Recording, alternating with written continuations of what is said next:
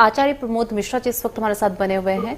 आचार्य प्रमोद मिश्रा जी, जिस तरीके से बात कर ली जाए, जहां एक तरफ हर कोई राममय हो रहा है तो दूसरी तरफ वहीं मैं विपक्ष की अगर बात करूं तो अभी स्वामी प्रसाद मौर्य का आपने वो बयान सुना होगा जिसमें उन्होंने कहा कि हिंदू धर्म धोखा है।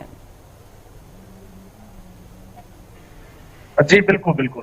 देखिए क्या है कि डिपेंड करता है कि हमारा चश्मा कैसा है।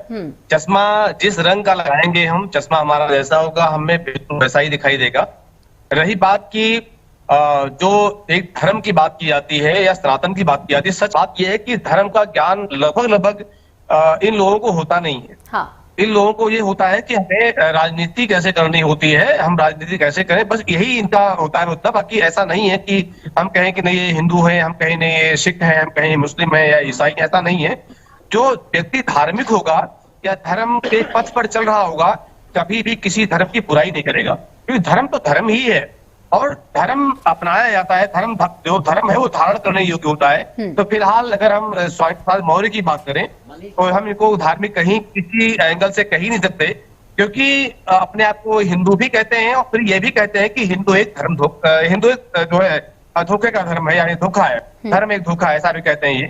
तो इनकी चर्चा करना कहीं ना कहीं से हम लोग बस समय को कमाना है, क्योंकि ये लोग धर्म को ना तो धर्म का ज्ञान होता है, ना ये धर्म जानते हैं और ना धर्म को मानते हैं।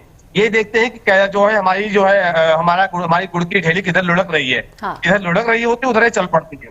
तो बस इन लोगों का यही होता है। दूसरी बात वही बताया मैंने कि चश्मे का रंग कैसा है, अगर चश्मा काला है तो काला ही दिखाई देगा, नीला है तो नीला दिखाई देगा। तो बस यही इन लोगों की कहानी होती है।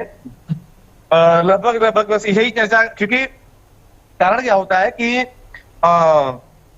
धर्म एव हतो हन्ति, यानी जब जिसको धर्म का ज्ञान ही नहीं है तो धर्म के बारे में क्या जानेगा, तो जानेगा नहीं वो क्या बताएगा। क्योंकि इन्होंने ये वही व्यक्ति हैं, अभी पीछे शायद फरवरी की बात है, मैं इंडिया न्यूज पर और न्यूज 18 पर डिबेट पे था, तो वहां पर हमने बताया भी, कहा भी, क्योंकि यहाँ एक प्रश्न किया गया था जब इन्होंने रामचरितमानस के कुछ प्रतियों को जलाया भी था या फाड़ा था, इसके माध्यम से कहानी में जड़ यही थे।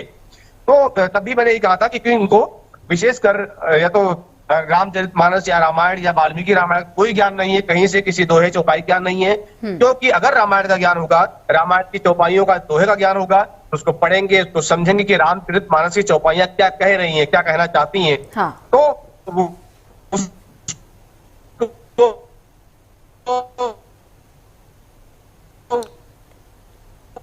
ये सब कहीं ना कहीं मूर्खतापूर्ण व्यवहार होता है। ये लोग ऐसे ही हैं, इनका कोई मतलब औचित्य नहीं होता है ऐसे लोगों को।